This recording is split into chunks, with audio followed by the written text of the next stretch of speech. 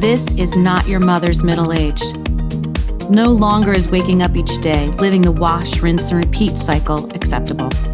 We have the life lessons, the relationships, the wins, and the losses with which to navigate to our highest self, without hesitation and without fear leading the way. We have been there and done that, and so we have so much to offer the world and each other. So join me on this journey, speaking to ordinary women doing extraordinary things for new insights, new ideas, new medical breakthroughs, and new life lessons. You will be inspired to find your best life here and now. My name is Wendy Charles McGuire, and this is your Second Wind podcast.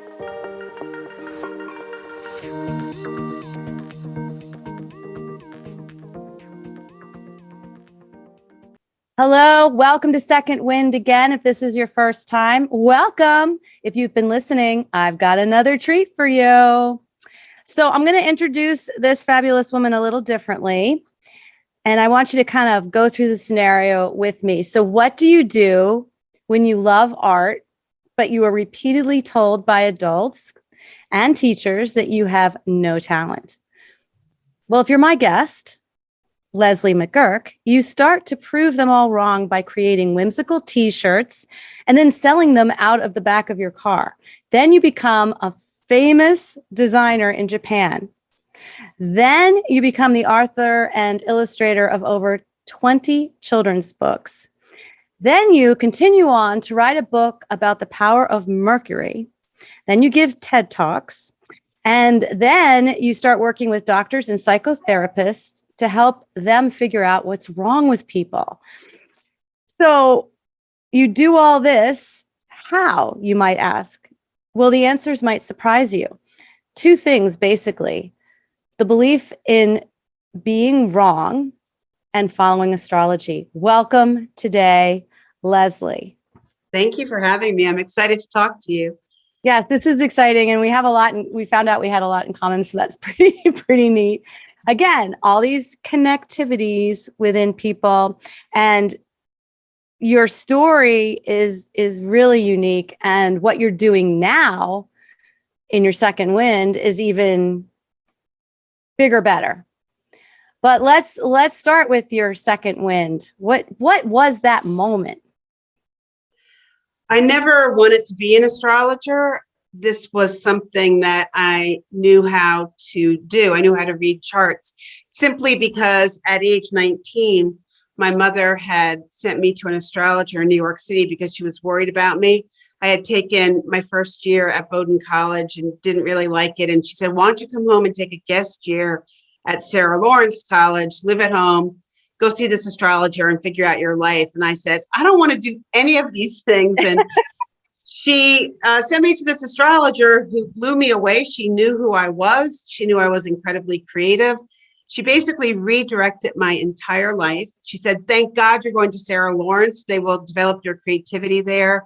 I studied with writers like Alan Gurganis, and this was during the time when E.L. Doctorow was there, and Joseph Campbell had just stopped teaching there. But it was this place of wonder and of teaching people how to actually think. So it actually was a really good fit for me. And the astrology helped redirect me into the art world because I had been told, as you just said in the intro, that I had no talent and never really took any art classes.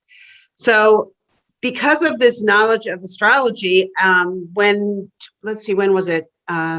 2008, I think, the publishing world started to die down. And I thought, wow, this is not going to be the easiest way to make a living as a children's book author and illustrator. And even though I had published 20 books, it was getting more and more difficult to live the way I wanted to live. And I thought, wow, the only other thing I know how to do, I've always been self-employed since I was 25, never have had a really normal job in my life. And I thought, well, I can read astrology charts, so let's try doing that. And never really wanted to, because I think it's a very intense profession to be sitting with a total stranger and tell them things that you see in the chart, because a lot of times what you see is not always easy. And because I'm a writer and because I write and illustrate children's books, I figured out a really simple and friendly and easy way to tell people what is. And there's nothing really negative about anybody or anything. It's like weather. Is a hurricane bad? Well, it's bad for a lot of people, but it also brings good things too. And same thing with rain or any kind of forest fires. So our charts and our lives are a lot like that. We get burnt up sometimes by life, and then we have to reinvent ourselves. And that's what I've always had several. I think I'm on my fourth or fifth wind. I think the second wind was a while ago. I constantly am reinventing myself, and I get used to the thought that that's just normal for me. And I am positive that 10 years from now, I will be maybe talking to you, and I will be doing something that has absolutely nothing to do with anything I ever could have imagined. If you had told me 10 years ago, I would be doing astrology with Western trained doctors, like the head of integrative medicine at a big hospital in New York City and in Boston, and working with many, many psychotherapists, I would have said, "You guys, there's no way. How could that happen?" Or the other surprising thing about my life is here I had no training in art, became a well-known designer in Japan, and then did these children's books. If you had told me then that I would be also teaching in the corporate world, I would have said to you, "Wendy, what am I going to teach? I write and illustrate children's books." But I invented this class on how to have creative thoughts, which I started teaching at a spa in Mexico called Rancho La Puerta. And people in the corporate world saw it, and then they plucked me out of obscurity. And all of a sudden I'm teaching at, Wachovia Bank or the Jim Henson Company, or I taught at AARP. Just incredible. Like, I could never have imagined any of the things that have happened to me from start to finish. Well, and that's so interesting because it keeps coming up lately with all these conversations I'm having. Is nobody could ever imagine where they have come to, and the idea is, well, you can't possibly imagine what's coming your way. You're only allowed to see what's right in front of you. Because then to just keep going forward with that. But another thing you said, which was really interesting too, that I wanted to bring it back, is you found your way by other people finding you, which is exactly what happened with the t-shirts. Yes, I would say that if I was to, and I always suggest people do this, by the way, make a list of the best things that have ever happened to you, and notice how many of things on those lists were things that you went after and found. 90% of the time, they're things that come to you. So it's the art of being receptive. So in my case, I'm completely and utterly in the category of the best things that have happened to me just came, they found me. I did not go looking for them. For example, being discovered as a t-shirt designer, selling t-shirts out of the back of my car in Portsmouth, New Hampshire. How did the biggest department store in Japan find me? It's because a girlfriend of mine told me to write to Glamour magazine. She said, they're doing this environmental series and you might be able to get featured because your t-shirts are all about environmental things. And so I took her suggestion, never thought anything would come of it. Right. But then Glamour magazine did a story about me, and somebody from Takashimaya was on an airplane going from New York to Tokyo, and they had the magazine with them, and they read this article. And then as soon as they got to Tokyo, they called me up and said, "We want to make you famous in Japan." And I was like, "Great. Oh gosh, sure. Okay. what a thing to hear on the phone, just amazing." I didn't even realize that. Yeah, I guess you have to be receptive to things that are coming to you. Yeah, so it's the art of allowing, and women tend to have a little bit more of a problem with this than men, because we are doers, we make things, we fix things, we become very, in a way, more male, but women are naturally supposed to be receptive. So one of the things that someone taught me, they said, when you go to the grocery store and somebody offers to help you take your cart out, just say yes. Get used to allowing people to help you. And it's interesting because a lot of people, especially women, were like, no, I'm fine. I can do it. I'll do it on my own. But we need to allow people to help us, because that's how magic happens. It's from connecting It's from being open, and it's from allowing things to surprise you. Every single thing that I talked about, or you talked about in that introduction, almost all of it was a big surprise. Yeah, well, let's dive back because the story in and of itself is really cool. So let's start. You were born in and lived in Brooklyn, New York? No, Bronxville. Oh, Bronxville. I'm sorry. Yeah, there it Okay. is. Bronxville in my notes. There it is. Okay. Bronxville, New York. And tell us about a little bit about Leslie growing up and how you got to where you are now. Oh my gosh, that's an Well, we've already interesting. talked about it, but let's just find out who you are. Who is Okay, Leslie? so I grew up outside of New York City. My dad worked for the telephone company, and I was constantly living in an imaginary world. And that's when I saw that astrologer when I was 19. She realized that that's who I really was. And I believe whatever you were as a 5, 6, 7-year-old, that's your true essential self. So whatever you were doing around that age as an adult, you want to make sure that you have some of those ingredients in your adult life, because that's your purest essence of what you are. And when you're that age, you have unbelievable dreams. Like, I wanted to be a veterinarian, but I never was going to have that happen because I'm not that great at math and science. But what do? I draw animals and I have pets, and animals are huge in my life, as is anything to do with nature. So when I was younger, my family used to take us for summer and winter vacations in New Hampshire, where I am right now. And I just fell in love with being in the forest and in the woods, because when you grow up outside of a big city, it's not the same. So that connection to nature, that feeling a part of the earth and the sky and the trees, it all developed to the sense of who I've become as an adult. That whole connection is really important for, I think, everyone's mental health. In Japan, they call it forest bathing.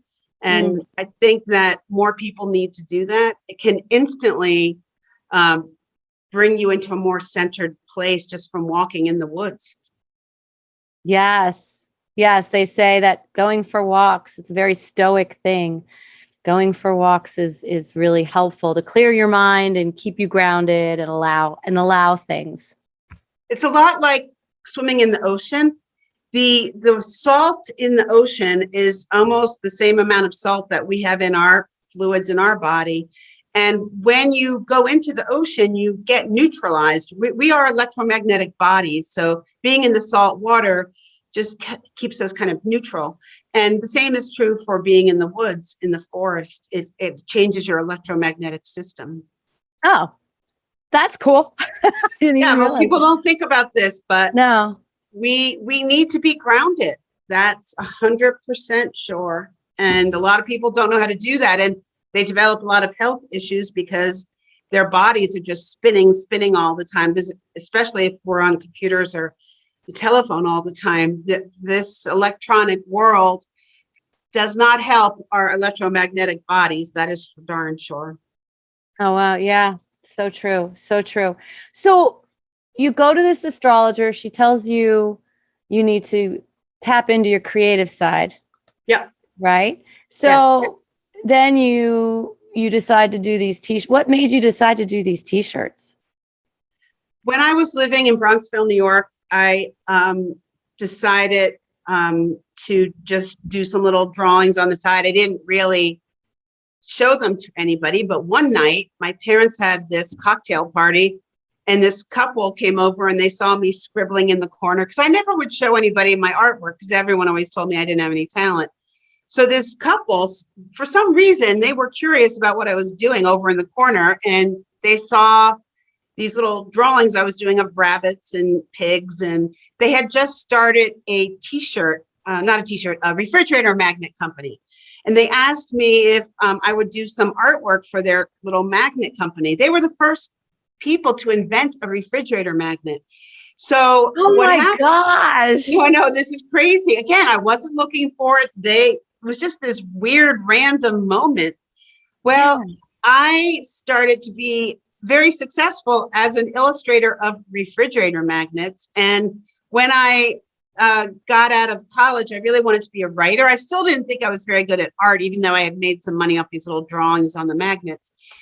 So I wanted to write and illustrate children's books, but that was not easy to find a publisher. So what I did is I took all the animals from my children's books and just screen printed them on t-shirts. So the t-shirts came about because I couldn't find a publisher. Oh, so interesting. So interesting. Okay. So you become this famous person in Japan. And then what happens? So that was pretty wild. I was literally not making a lot of money off my t-shirts. The article came, I was doing okay, but not great, trust me. And the article comes out in Glamour and my phone didn't stop ringing. The Japanese discovered me. All of a sudden I'm being flown first class to Tokyo. And they had an 11-year plan to make me famous as an artist and as an environmentalist for the first couple of years. So I was featured in a lot of major magazines and newspapers. And then what happened is they said, we're going to start, now that people know who you are, we've made you famous. Now we're going to start putting all your designs on products. So they made 1,500 products in Japan with all my designs on them, everything from aprons and washcloths to slippers to duvet covers to stationery to boxes and whatever you can imagine, my designs were on them, including I did the designs for the redecoration of the Tokyo Disneyland Hotel. So all of the wallpaper, bedspreads, carpeting. Oh my gosh. So you would go into any department store in Japan and there would be a big sign that said the world of Leslie McGuirk. So I wasn't, this was shocking. Meanwhile, I still couldn't get my children's books published, which is really what I wanted to do.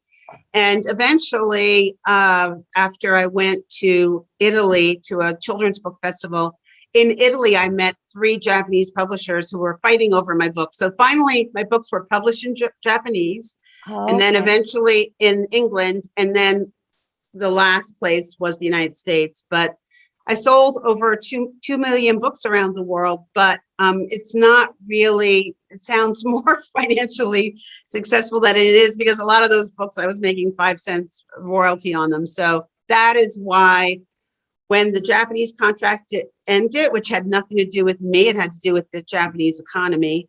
And then when the children's book world started to die, like we don't have the kind of bookstores that we used to have. It's just now, if you don't get a chance to wander in a bookstore and discover a children's book, the only way you're going to find them is if you read about it or you buy them online. So it's a totally different way of distribution and marketing.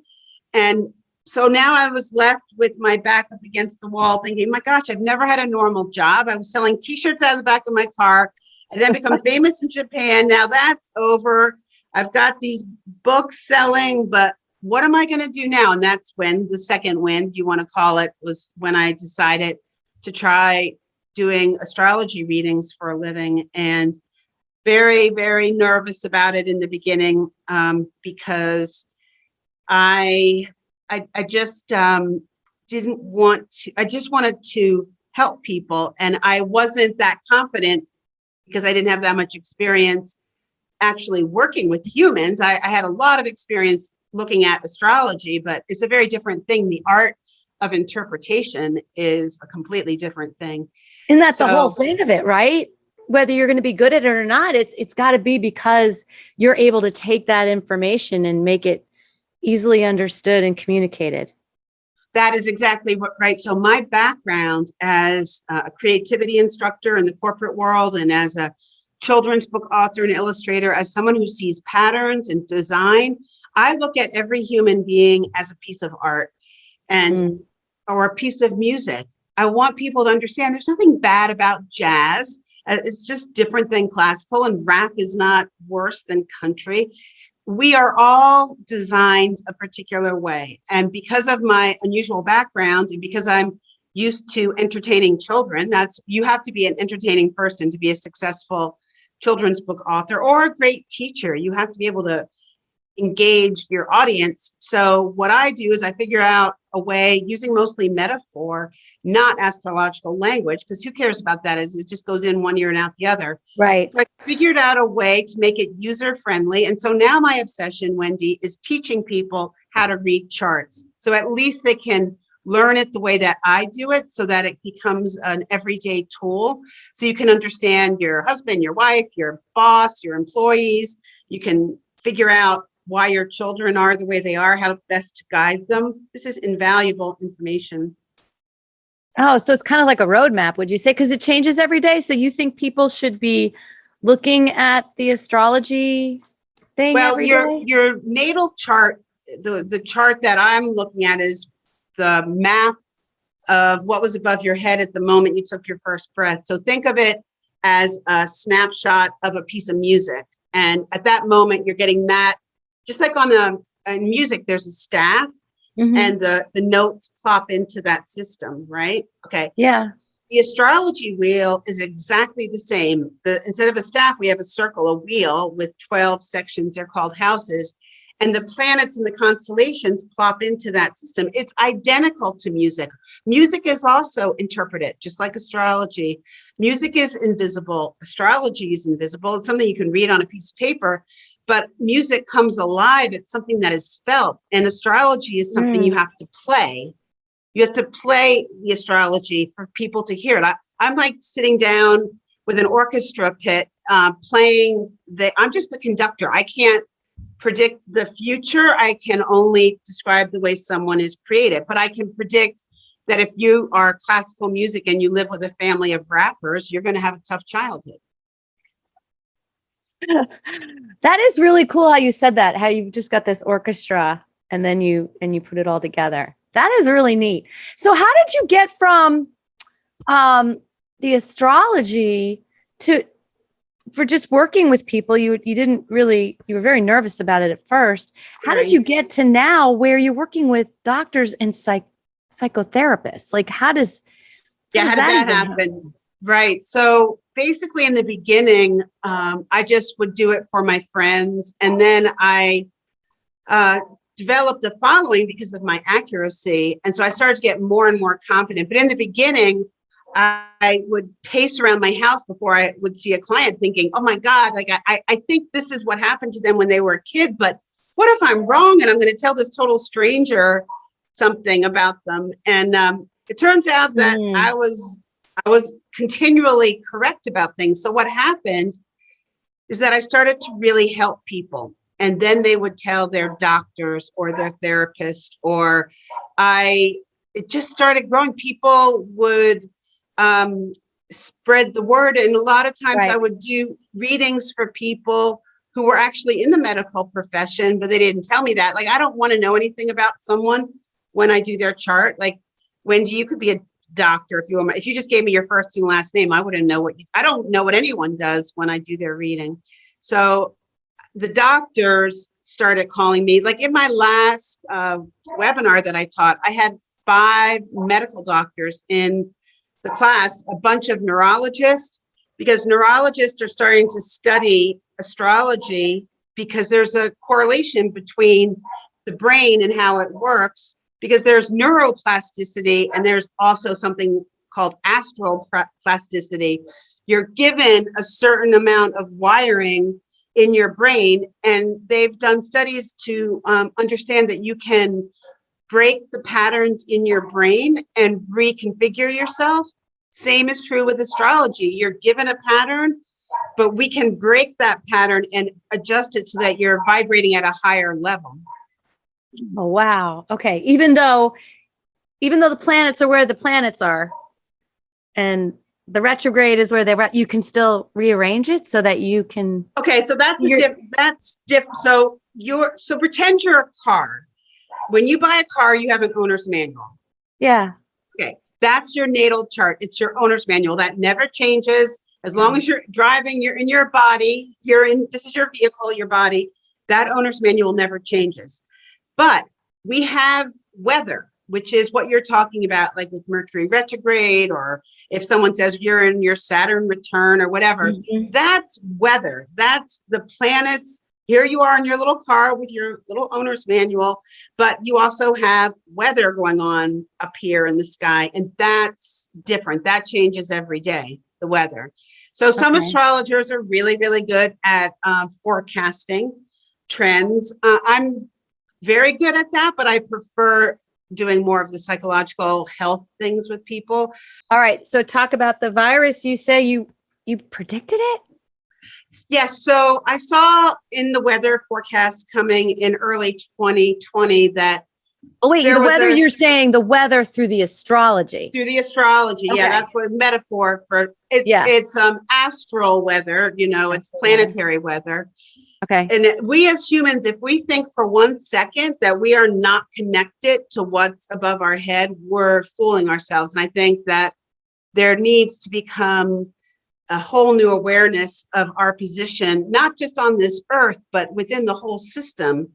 And so I'm looking at that system that's above our head and where things are. And I saw in early 2020, this very intense, very difficult, life-changing event that was coming down the pike. And so I was on Coast to Coast Radio, and George Norrie was interviewing me, and he said, well, what is it, Leslie? And I said, well, it's hard to say exactly, but I will tell you this, life as we know it will be over.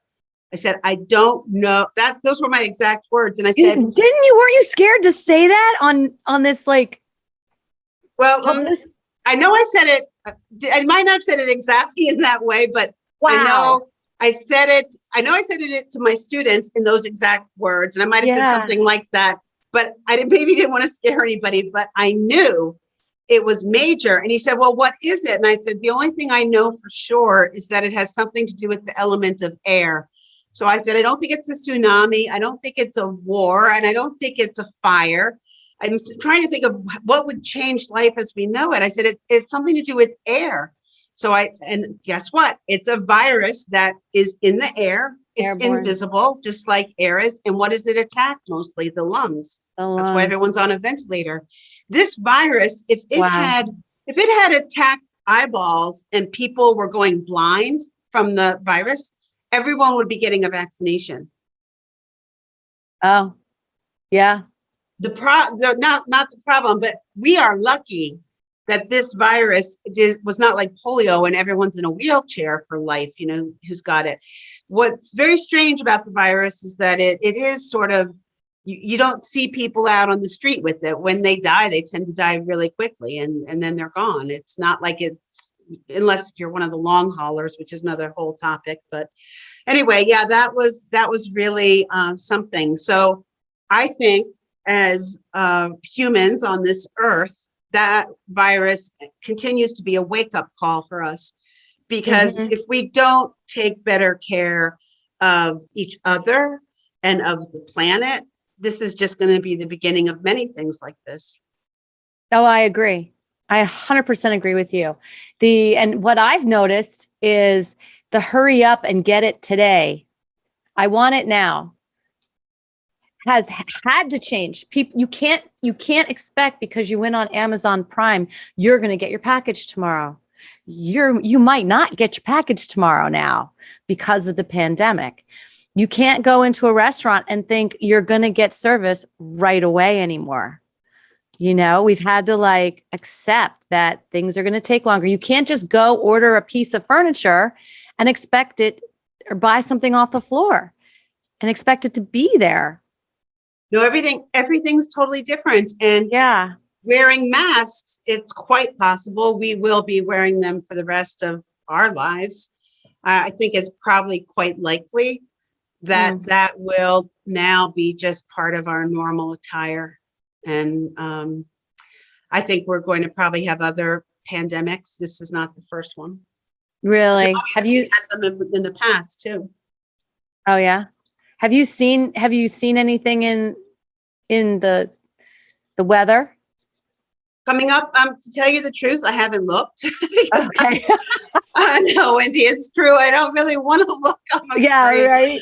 I haven't. I will be looking because I'm on a couple of interviews that they want me to specifically talk about that. So towards the end of the year, We'll save it for them then. Yes, yeah, That's fine. yeah. I'm gonna look. Here's my thing about astrology. I don't let it rule my life.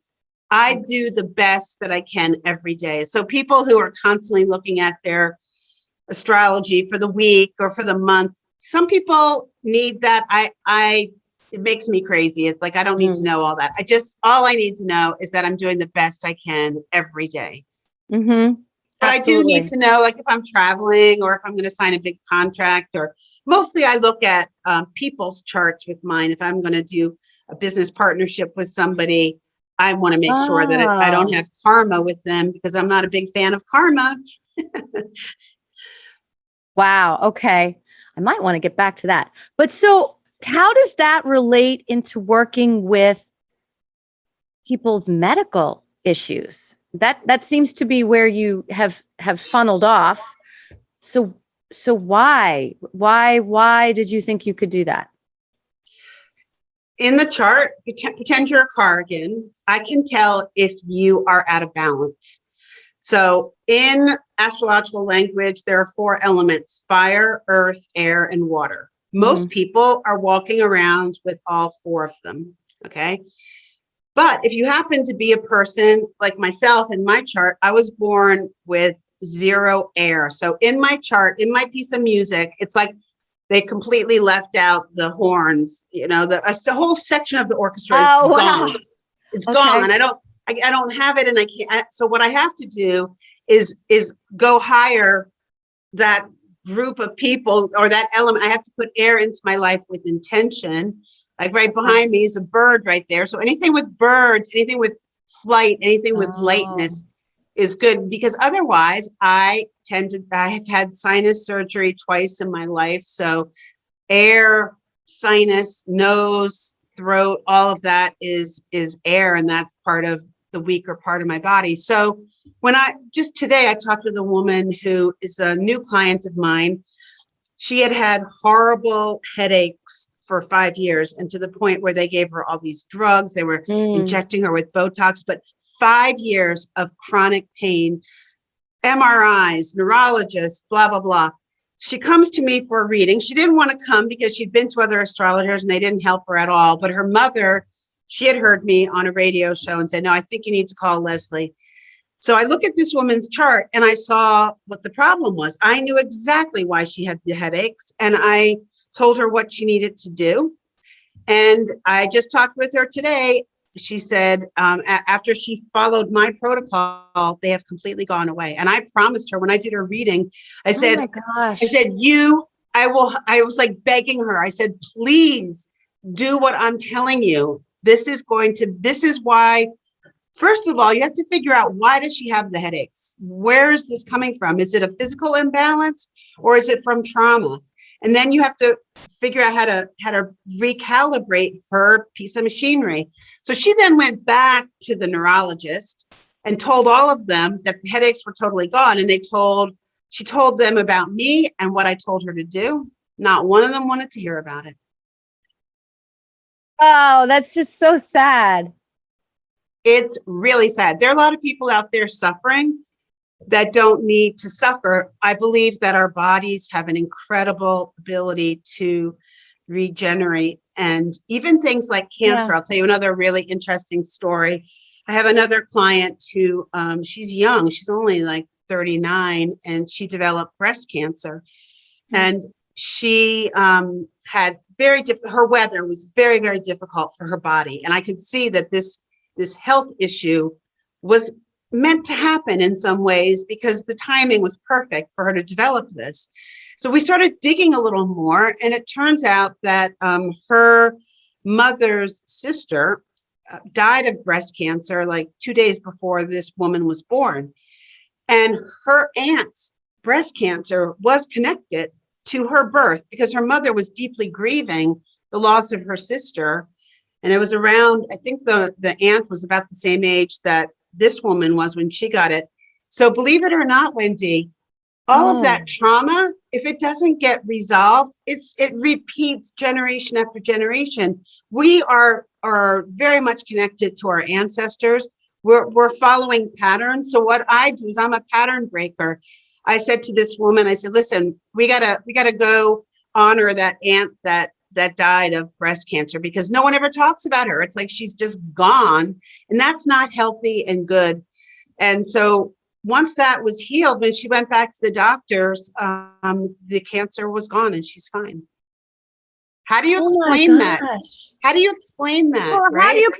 how do you explain this first? Like, you don't know this woman, right? You don't know what's going on in her house and what they're talking about, what they're No, not I don't telling know. you.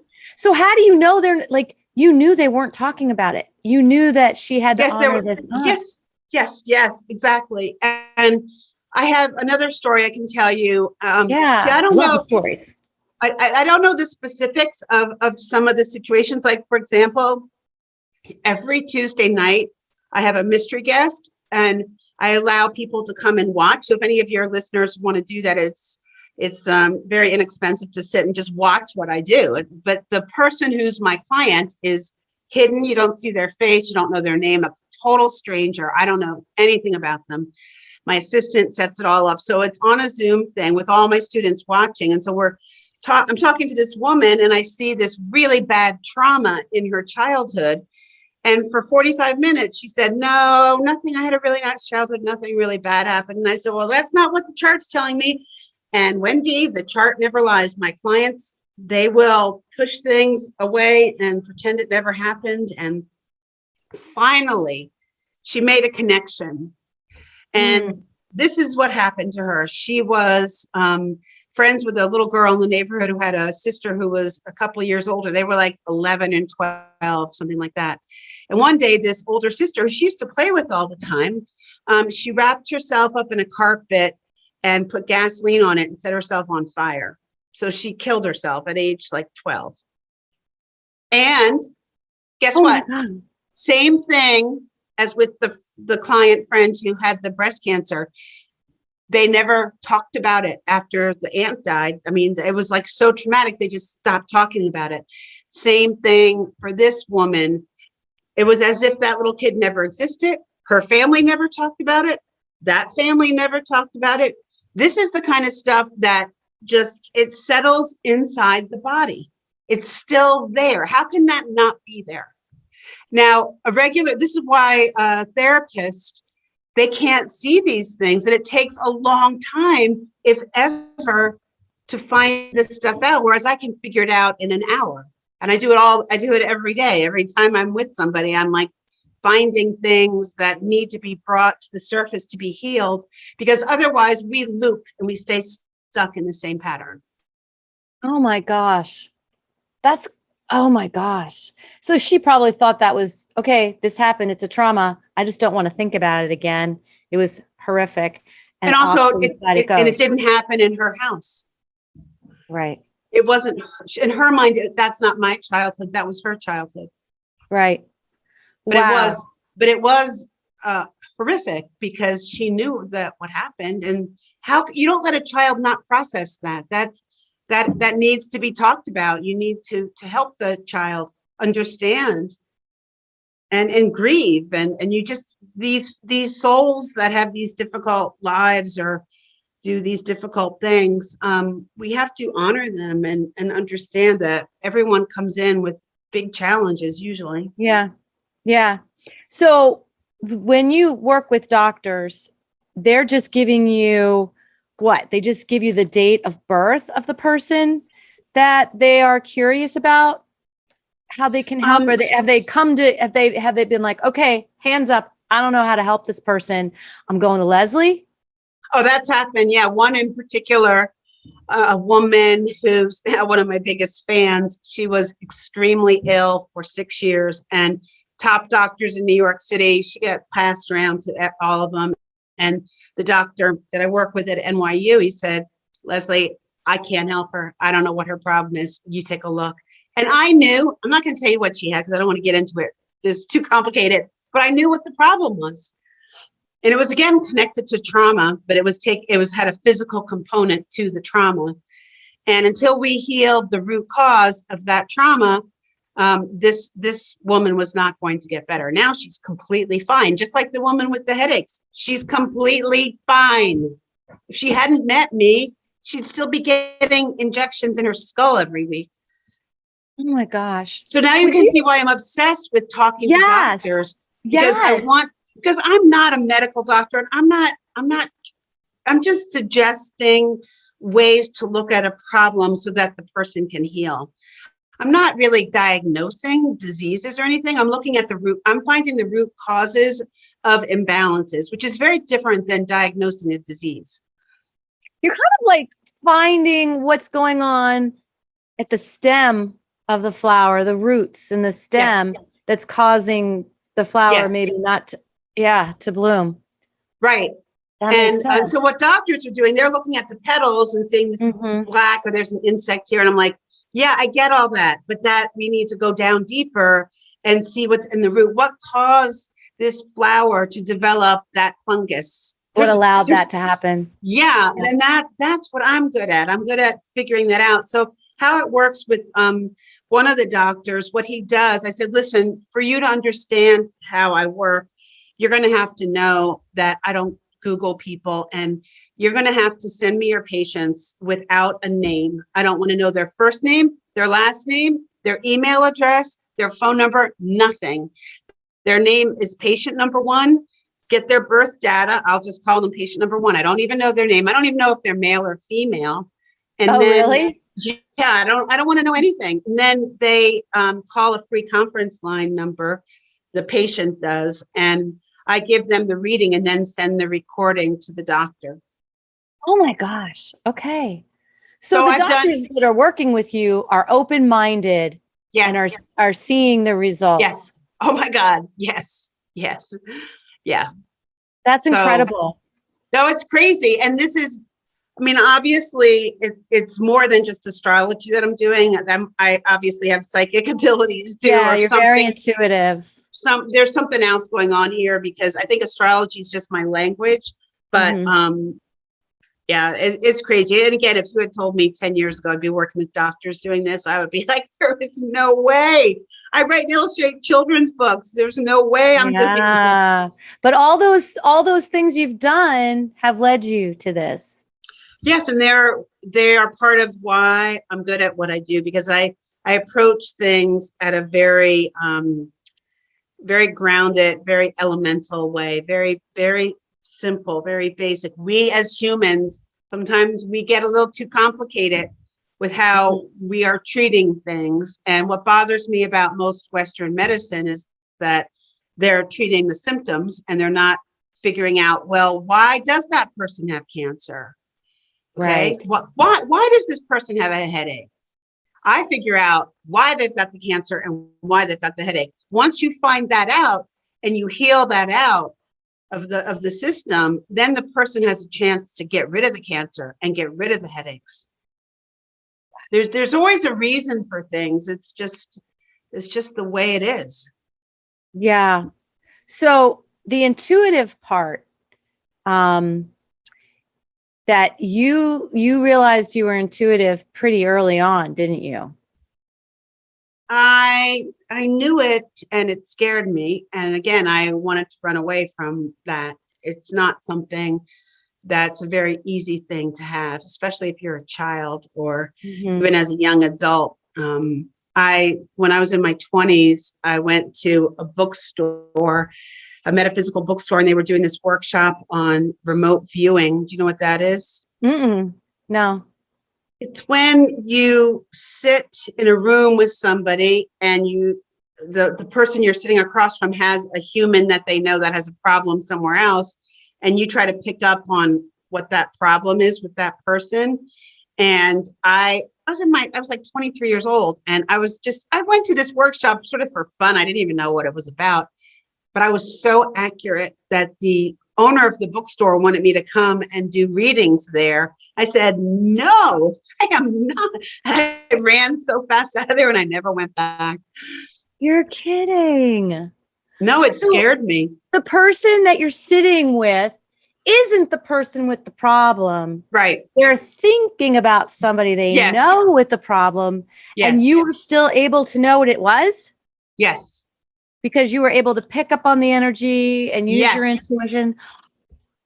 So then here's another crazy story. Again, this is nothing I went looking for, but I have, as I told you, a bunch of animals. And I was at my vet in Florida, and the woman asked me what I did. And I told her, I said, I'm an astrological, basically healer. She said, well, do you ever work with animals? And I said, well, sort of. What do you have in mind? He said, well, I have a cat here who has a problem, and I'm very, very worried about the cat. And I don't feel like all the doctors in this practice know what's going on. And I just was wondering if you had a psychic hit or feeling about what to do with this cat. So Wendy, I'd never done this before with a professional medical person and an animal in trouble. So I said, look, I'll give it a try. I said, go leave the room and just tell me the cat's name. I don't need to see the cat. So I sat there. You didn't even need to see the cat? No, I didn't. Or touch the cat? No, nothing. Okay. So this is what the cat told me. The cat, and here I am. I have a very active imagination. I thought it was my imagination. Turns out it wasn't. This is what the cat told me. The cat said, I'm bumping into things.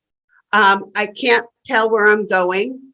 The cat told me that the problem was between here and here, and that the problem was behind her eyeballs. And if they didn't do something fast within 24 hours, it was not going to be good. And she said she didn't like the food here and she wanted to go home. So the vet comes back, and I'm like, oh my God, this woman, either she's going to think you're a loony bin. Yes. Well, guess what? What? Overnight, the cat had gone blind. The cat was bumping into things. It had gone blind. The thing that the cat told me was that it was something right behind the eyeballs. Well, all of the vets in the practice wanted to do surgery on the cat's eyeballs to see if they could get the sight back. But because of what the cat told me, the vet knew that the problem, if it was right behind the eyeballs, it had something to do with pressure. And she said, if what you're telling me is correct, then if the cat's telling you that I'd have to do it within 24 hours, there's a particular drug that it can reduce the pressure behind the eye. And so she went against all of the medical professionals in her building and decided to go with me because I actually knew what was the matter with the cat. Think about all the things that could be the matter with a cat: a paw, a stomach, a tail, a butt, So she gave the cat the medicine, and 24 hours later, the cat's eyesight was back and the cat went home. So but how did you have the confidence? Because I've had, what I mean? I know. Well, I get to the point now where I've had so much confirmation that it would actually, it would be unfair for me not to share it. So I have too many. I mean, I'm not often wrong. So I have this weird gift that the gift goes beyond astrology. No, it's not weird. It's not weird. It's not weird, but it's different. It's like, again, I did not go looking for this. It's a gift that we need. Like, you were put here to do that.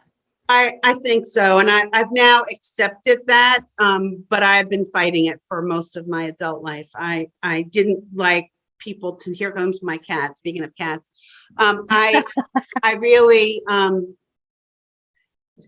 people treat you differently when they know you have this ability. I will just say that. And I don't like that. Okay. I don't like that. Yeah. They're not real, would you say? They're fake, kind of. Well, when you have this ability, people, they treat you differently. That's all I can say. Like, you know, how can you help me? Like, it's like being the doctor at the cocktail party. Hey, doc, or the lawyer. Hey, I got a question for you. Yeah. Okay. That makes sense. Why don't you, since we're talking about animals, the other fascinating thing I found out about you is what you do with horses. Yes. So please share. I work with wild horses out in Utah. And again, never went looking for this. I was obsessed with horses when I was a kid in New York, but of course, outside of New York City, how many horses are there? Not many. But when I was in my 20s, I developed a horrible allergy to horses. So have not been around them for like over 30 years. So I went out to Utah to teach at Red Mountain Spa. And when I was there, I was hiking with this woman who said, Leslie, I'm going to go meet these Mustangs, these wild horses. You want to come with me? I said, I can't. I'm teaching. I'm leaving tomorrow, and I'm allergic to horses. So she went without me. Again, here I am fighting something that's meant for me. And Yeah, she was put there to ask you to do that. But you have no idea. Yeah. When it gets even more intense, she goes and comes back and finds me in the dining room crying and saying, Leslie, you have to go with me right now. I know you're leaving tomorrow, but you've got to go with me to these horses. I said, oh my God, you barely know me. Why do you want, what is it with you with these horses? I don't get it. So she said, please, I'm begging you. I'm going to call the two women who own these horses and you're going to go with me and we're going to go right now. And I was like, wow, she was so insistent that I went. And these women never allowed just one person in to be with their 30 wild horses. These horses have never been corrupted by humans. They are an intact wild herd, and it's an incredibly mind-blowing experience. And what happened to me, I'm not going to get into what happened to me right now about that day that I went, but my life was forever changed. It was as if I had met my psychic equals out there. Let me put it that way. Wow. These horses, if you think I have abilities, these horses have massive gifts for people, and they can read energy like you couldn't believe. And I came back home and called these women about a week later and said, look, I want to help you. I said, I want to bring people who need healing to meet these horses, because I think what you've got here is very special and very rare. And so I've been doing it with the Nomadic School of Wonder. My friend Barb Groth, who owns the Nomadic School of Wonder, I curate the wild horse experience, but we do other trips with the Nomadic School of Wonder around the world, whether it's Day of the Dead in New Mexico or the Northern Lights in Iceland and spinner dolphins in Hawaii. So the horses are just one of the trips that we organize. And yeah, it's unbelievable. That's amazing. So what do? You stand on the side of where these horses are? Oh, no, you're in there with them. Oh. But you cannot, there's no food involved. There's no sugar cubes and carrots. There's no, reins and bridles. They're there. And how do you get a wild horse to pay attention to you? You have to be useful and interesting. How do you become useful and interesting to a wild horse? Whatever you learn from the wild horse is going to teach you about how to be useful and interesting in a marriage, in a business, in a school. It is the deepest, most profound kind of knowledge that you can get. And it's all nonverbal. Oh my gosh. It's hard to explain. You have to experience it. Oh, that's amazing. Will. Yeah, that's right. Yes, I'm looking forward to it. I want to do that so badly. Now, when we talked, you want to scale this and teach more, correct? You want to be able to spread it. Yeah, I don't want to do as many one-on-one readings because they're quite draining for me. And you can imagine some of the situations that I'm dealing with people. It can be very heavy duty. And I would rather teach astrology and get more people out there doing it the way that I do it. So that's my passion. So if anyone listening wants to learn how to read a chart, I figured out a way to get people in 8 hours of my classes to the same level that I was as an astrologer after 20 years of study. Oh, wow. That's incredible. Yeah, no, it's unbelievable. I have figured out a way to describe astrology so that you actually can digest it. If you try to study astrology on your own, it is really, really difficult, as it was for me. And I figured out that astrology is like learning how to play the piano or guitar. You cannot learn from a book. You have to play it. Can you imagine trying to learn how to play the piano from a book? No, it's not going to work. You can't. You can't. But astrology is so much the same as music. And astrology is also a lot like acupuncture, because 50 years ago, people thought acupuncturists were crazy, but now it's part of the health system. Astrology, I'm praying one day, will be like acupuncture. You will go to a medical astrologer and get help just like you can with an acupuncturist. So you go to 20 different acupuncturists, you're going to get a different style of treatment from every one of them.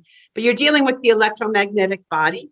And who would imagine that you put a little needle in your toe and it helps your neck?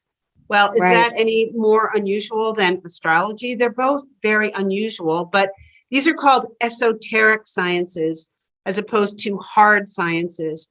And it's actually these esoteric sciences, which are much, much older than the hard sciences. That's right. Astrology's been around for, thousands of years, BC, before, Jesus was around. So this is an ancient science, and there's a lot of wisdom to it, or it wouldn't have stuck around.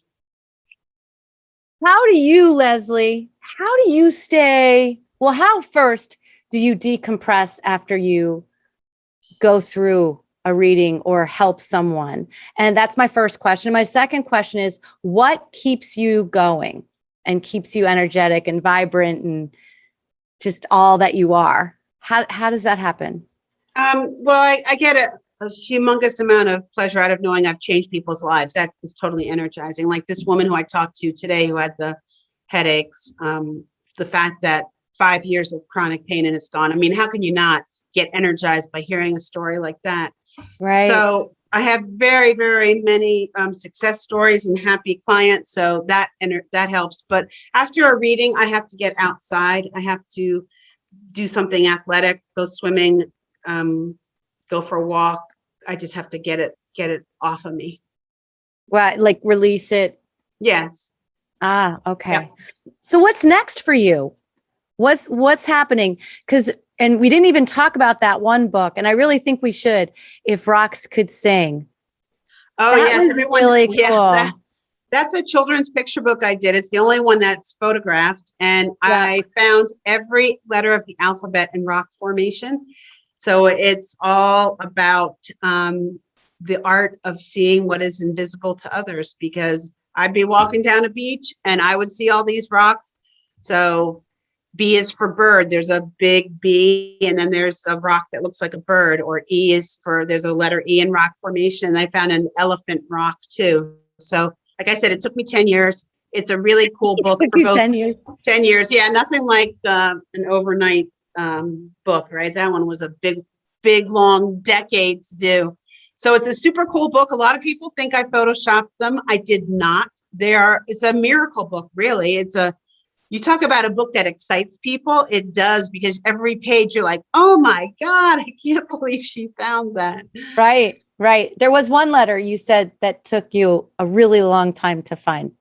K. What was it? K. That's right. The K. How weird that I have like 5 Qs, but I could only find 1 K. And I wouldn't have an alphabet book without the K. So again, the same thing, same life lesson that we started off talking about. You can't go looking for things. Let things come to you. How was I going to get the ocean to produce a rock in the shape of a K? Was I going to go scream and yell at the ocean? Was I going to go out there and try to make it myself, forcing it? No, it's the art of allowing. I had to just know that one day I'd be on the beach and it would finally show up. It took a long time, 10 years, but it showed up. Finally. You had the faith. Well, I figured if I could find a Z and a Q and a, W, then come on, it's just a matter of timing. It's going to show up, but it's frustrating because when there's something in our life that we really want and it's not happening, we tend to either want to give up or push. And sometimes the thing to do is nothing. Stillness. Yeah. Be in stillness. Yeah. So what's next for you? I'm going back to the horses the end of October, and November I'm going back to teach at Rancho La Puerta in Mexico. If anyone's ever interested in joining me there, that's a great time to hang out with me for a week, and they can email me, and there are discounts that I can get them for the magical place that it is. And I don't know what's after that in the new year. I'm not quite sure. There are tons of things percolating in the background. And if any of them develop into something bigger, that would be exciting. I'll let you know. But at the moment, I don't have any news to report. Well, and you're just going to be open to whatever comes. Oh, because whatever comes, it will be something I never thought of. So correct. Trust me, That's I right. have learned at this stage of my life, like I have to get out of my own way. So my motto is stop thinking and let things happen. I love that. So I was going to ask you what your motto is. That's perfect. That's perfect. And That's when you teach in Mexico, are you teaching people how to understand astrology and how to apply it to their lives? Is that what you're teaching? When I do the week-long intensives at the ranch, yes, that's a special group that I bring in. If anyone's interested in that, then definitely contact me. That's by invitation only. But Okay. If anyone really wants to learn astrology, that's the best thing to do, is spend an entire week with me learning astrology. But otherwise, when I'm there, I'm not doing just astrology. I do my creativity workshop, and I also do astrology, just an overview on astrology, introduce people to the possibilities of what it could be. So good. Probably going to have to do that too. Yeah. Yes. That sounds good. Yeah. Add that to your list, Wendy. I've got a huge list now from you. That's good. It's all good. So how do people get in touch with you and find you and do these things? They just can email me at leslie@lesliemcguirk.com, and it's MCGUIRK.com, or just go to my website and go to the contact button. Or they can contact my assistant, Lindsay, LINDSAY, at lesliemcguirk.com. But you can find us on the website, and any questions or things you want to know about. The only bad news for people is that I'm booked into March right now. So if anyone is interested in a reading, there's a bit of a wait. But if they want to be a mystery guest, they can probably get in sooner. Oh, that's amazing. That's amazing. I should probably do that too. Yeah. And I'm going to have this. Seeing a lot of me. Yeah. And we're going to have all of this information on the show notes. And Leslie, thank you so much for your time. Your story is going to evolve.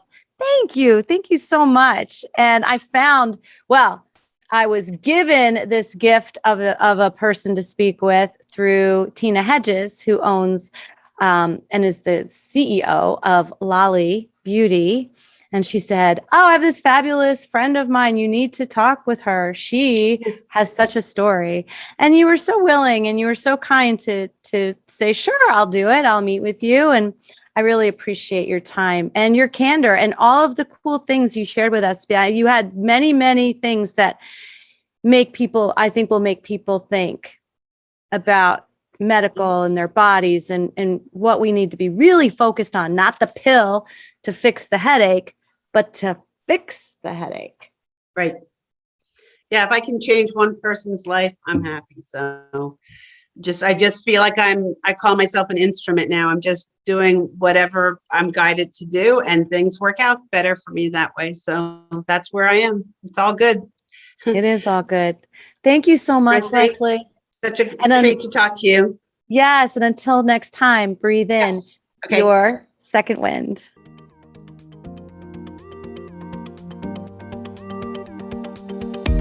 Thank you for listening today. I hope that something you heard made you smile, made you think, and made you feel. If these incredible stories empowered you, awakened you, or left you feeling inspired, make sure to share with a friend and write us a review on iTunes so we can continue to change lives through this content. Make sure you tag us while you're listening on our Facebook group, My Second Wind, or hit the link in the show notes to join the conversation. Until next time, go ahead and breathe in your second wind.